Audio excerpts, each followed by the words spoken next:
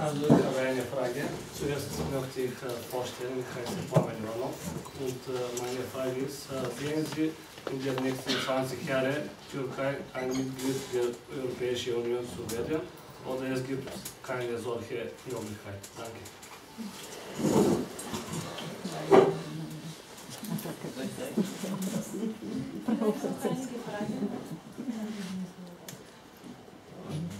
Ich fange mal an damit. Also, ich bin natürlich kein Hellseher. Ich weiß es, kann es nicht präzise beantworten, aber die Frage ist ja eigentlich, wird die Türkei in der Lage sein, die Kopenhagener Kriterien, also die Beitrittskriterien, lückenlos zu erfüllen?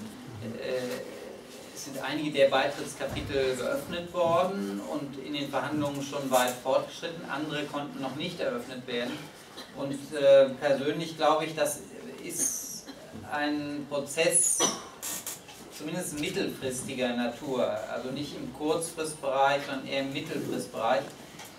Ich persönlich hoffe und glaube eigentlich auch, dass die Entwicklung in der Türkei in Richtung Europa geht und dass dann in einigen Jahren alle Beitrittskriterien erfüllt sein werden, um den Beitritt zu ermöglichen. Dazu zählt natürlich auch das sehr schwierige Thema Zypern, wo grundsätzliche Fragen abgearbeitet werden müssen. Aber ich persönlich bin nicht der Meinung, dass die Türkei nicht in die EU gehört. Ihre Frage, da deuteten Sie ja an, oder Sie fragten mich, oder sind Sie der Meinung, dass das nie was wird? Nein, der Meinung bin ich nicht. Ich sehe da schon eine ganz reale Chance, und obwohl es da durchaus unterschiedliche Auffassungen gibt innerhalb der EU, das ist auch klar.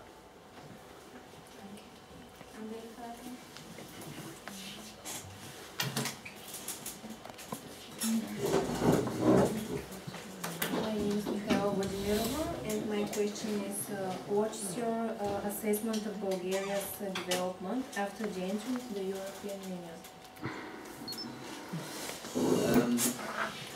Okay, I mean, the term development is a fairly wide notion. I mean, economic terms, well, we have witnessed a very serious international crisis, and despite being a new member of the European Union, Bulgaria has also severely suffered from this crisis. But this is true for all EU member states, as we can now see from the example of Greece or Portugal or Ireland and other countries. The more interesting part of the question is actually whether Bulgaria is making progress in becoming a modern European civil society, in streamlining its judicial system, the law enforcement system, in a way that justice can be guaranteed and that the normal citizen can trust that justice is established, and that the so-called untouchables cannot have confidence in being untouched in the future. This is a very central point, and it's for a foreign observer a very intriguing question to which degree progress is made in that direction. I believe progress is made, but progress is slow and difficult, and there still are what in English is called no-go zones, where the law enforcement authorities apparently spare out certain areas, probably for pragmatic reasons, because, as I said before, in German things don't change overnight, and as a politician, or also in the judicial system, you have to observe the rules of feasibility. I mean, not everything is possible at once, but at least my impression is that things move into the right direction, and my impression is that this current government has done quite a lot to make a difference in this regard, and that we can hope and trust that the progress will slowly accumulate and will change the picture. But I must admit, these are only a few aspects of this very broad question. I mean, if you want to, if you miss certain aspects, just raise the points, and I'll be happy to answer additional questions. Mr. Ambassador, sir, my name is Zvateva. I'm a third-year European Studies student, also a member of the European Studies Club. My question is, what is Germany's position about Bulgaria joining the Schengen zone? Thank you. This question, of course, links to the question that was asked before. I mean, in technical terms, there are clear criteria that needed to be fulfilled by Bulgaria, the so-called technical Schengen criteria.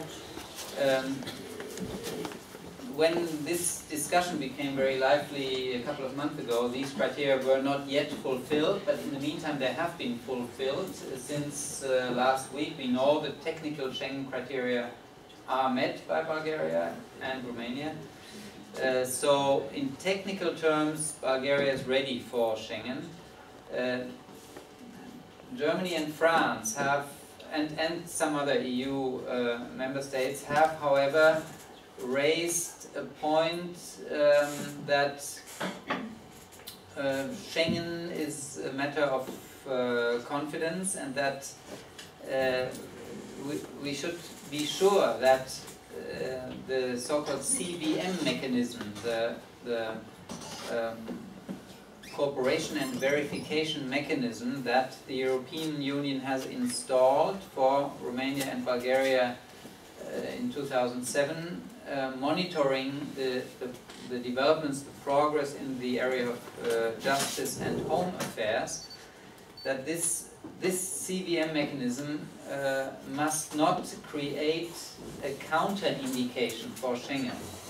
Or let me put it in other words, should the next progress report in the framework of the CVM mechanism, should that be very negative, we would be in difficulties also with regard to Schengen, because with a very negative CVM progress report, the basic foundation of a Schengen cooperation, which is trust and confidence, would be significantly weakened. And since the political decision in the European Council has to be taken unanimously, each single member state has to agree, it might then be difficult to get such a unanimity.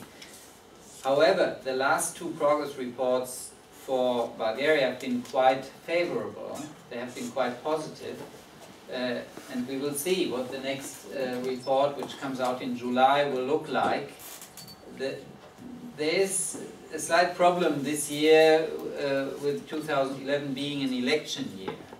In election years, governments always tend to be extra careful with reforms. They don't want to be confrontational in any way, don't want to lose voters here, lose voters there.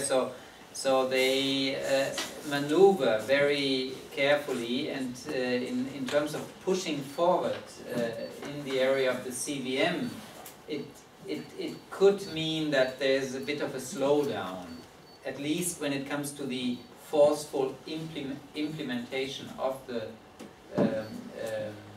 legislative reforms that have been taken. A good example is the project of a law for the confiscation of illegal assets. It was widely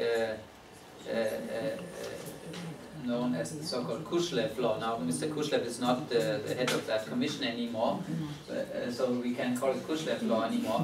But it's in English, asset forfeiture law, which has been drafted by the Ministry of Justice, but it's meeting very vicious opposition in wide circles of the Bulgarian society, namely, of course, such circles that might be put at a disadvantage when such a law is enacted.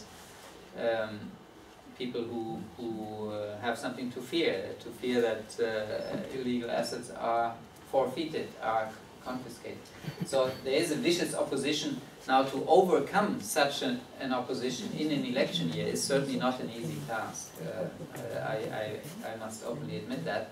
Nevertheless, this is what we expect from Bulgaria, even in an election year. I mean, if there's a standstill, if there's a slowdown, then I would expect it to have consequences. The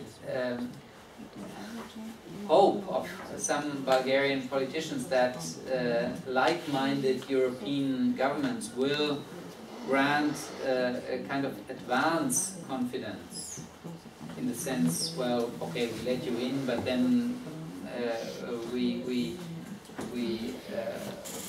trust that you redouble your efforts. This kind of advance confidence is not a very popular theory anymore. It has been granted in 2007 when the accession took place. That's why the CVM mechanism was put in place. But I have my doubts whether it would be repeated. I think at this point, implementation of the reforms is what counts, not just passing laws in parliament. It's the practical implementation in the daily judicial practice of such reforms that count. And this is what we observe also as bilateral embassies on a day-to-day basis very, very closely. Okay. Vielen Dank für die Antwort, vielen Dank für die Frage. Die Zeit ist leider schon um. Ihre Exzellenz, ich möchte noch einmal im Namen aller Studenten bedanken, dass Sie heute mit uns waren. Und jetzt noch eine kleine Einladung um 6 Uhr, um 18 Uhr. Um 18 Uhr beginnt unser Konzert, das restliche Teil des heutigen Tages. Und wir würden uns unser Gast sind. Sehr gerne. Ich werde nicht die ganze Zeit